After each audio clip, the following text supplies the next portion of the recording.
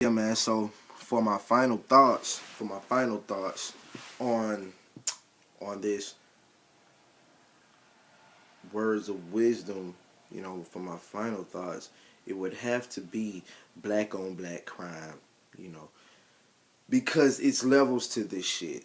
You understand? It's levels to this shit. Black on black crime is not just brothers in the street killing each other for a sack of weed. Black on black crime is not just, you know, gang banging and the violence, perceive black on black crime to be. When it's levels to this shit, it's levels to everything. That's one of the realest songs ever, not just in rap, but ever. That is levels to this shit.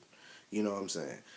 Now, looking at black on black crime, as I say, we see going on in the streets. That is the apex. That is the epitome. That is the most extreme. That is the greatest testament and example and results of black on black crime and separation. But let's break down the levels to black on black crime. Just as I was saying right before I went off, it saddens me, to see the way that black women take to each other. Black women don't even talk like that. So many times I seen, sisters be, oh, I don't fuck with these bitches, shit. I don't, I hang with men, I hang with niggas, because black women are so envious of each other. For some reason, there is this extreme energy between the two, and I don't know, is it because they both see that they're beautiful or something, and they feel like the town ain't big enough for the both of us type shit. So it's this great ego Western, Clint Eastwood showdown between black women and each other. And that is black on black crime. The simple fact that black women can't find it to get along. That is black on black crime.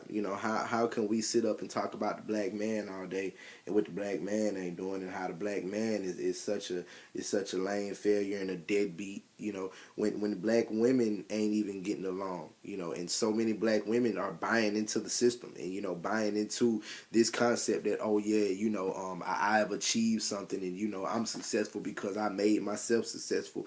No, this is not true at all, really. You know what I'm saying?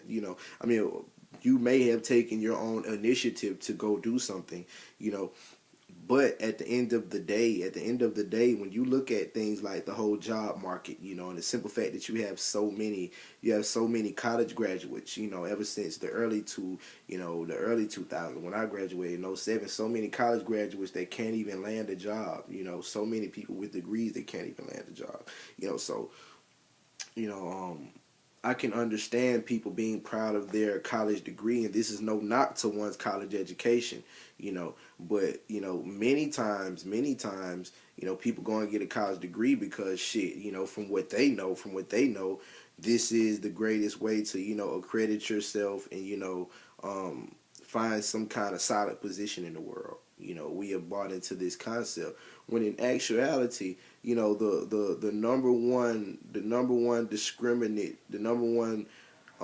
subject of discrimination in America has been your man. And it is amazing that so many black men have been denied employment. Maybe on the entry level type things, maybe on the minimum wage level.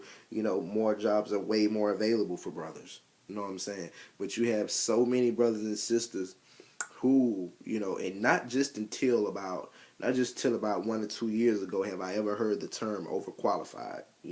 And whenever I see the term overqualified, I mean, no doubt this may definitely relate to some European brothers and sisters out there who may have experienced this, but I've mainly only heard of this from black brothers and sisters, African brothers and sisters, that they were overqualified for a position at the job. So whoever they applied to called them back and say, oh, we can't hire you because you're overqualified. Basically they're afraid that you're gonna take some shit over in there.